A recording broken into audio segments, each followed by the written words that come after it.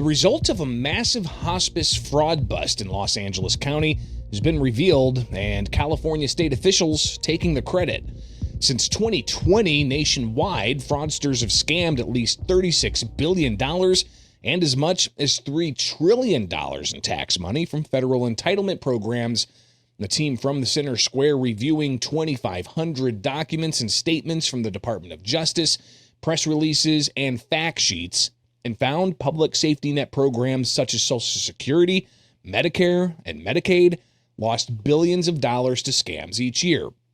The amount ranged from $2.7 billion in 2022 to $14.5 billion in 2025. Now, for months, a lot of focus has been on the daycare fraud within Minnesota, but the fraud goes beyond that to particular state and that particular program.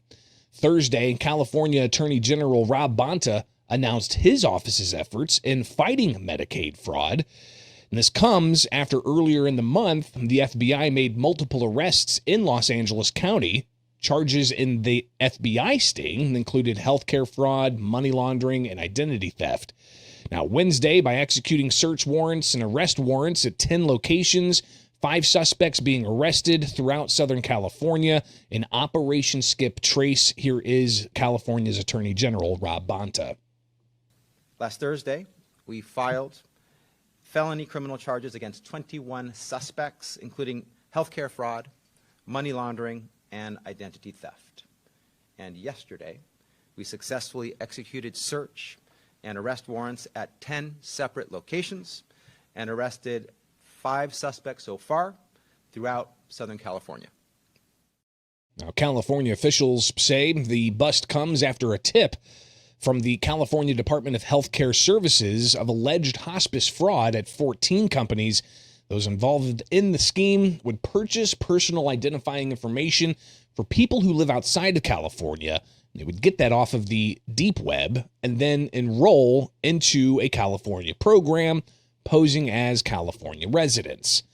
Participants in the alleged fraud then bought hospice companies and began billing Medi-Cal for non-existent services for those stolen identities. Now, after revealing all of this, Bonta went on to take credit for the bust. I just want to make one point very clear. This is just the latest example of the California DOJ's longstanding, ongoing, and successful efforts to combat hospice and Medi-Cal fraud. We have been doing this work for years. We've been doing it successfully before certain people in this country decided to think about it for the first time. We will continue to do this work. Heads down, sleeves rolled up, important investigative work, prosecutorial work. I also want to make clear, this is our case, a California case, from beginning to end. Now, you've got the ongoing sunlight being put on the issue of fraud under the Trump administration, with a new organization being formed and Vice President J.D. Vance leading up those efforts.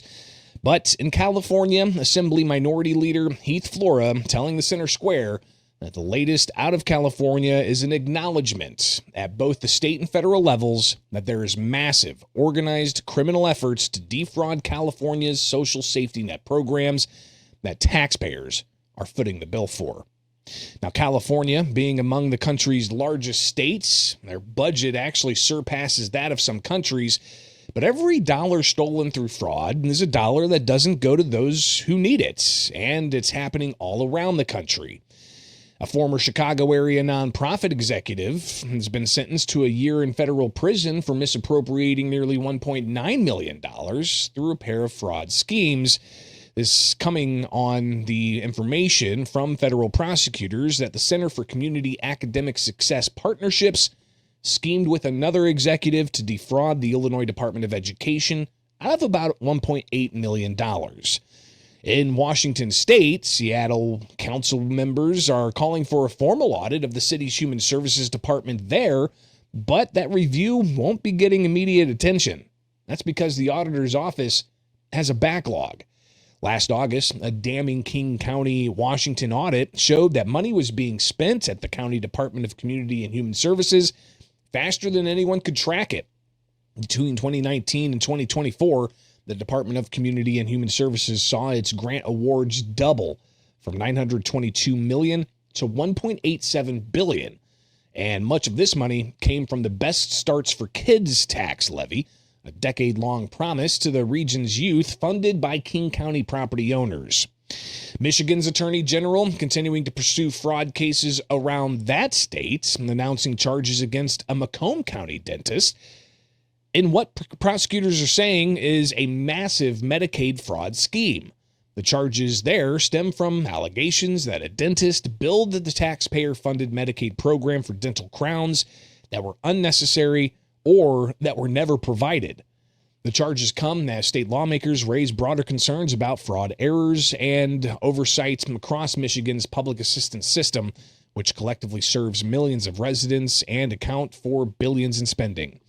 And even Texas, Attorney General Ken Paxton filing a lawsuit against a group of dental providers and, quote, sham marketers for allegedly billing Medicaid patients and performing medically unnecessary procedures to defraud Texas Medicaid.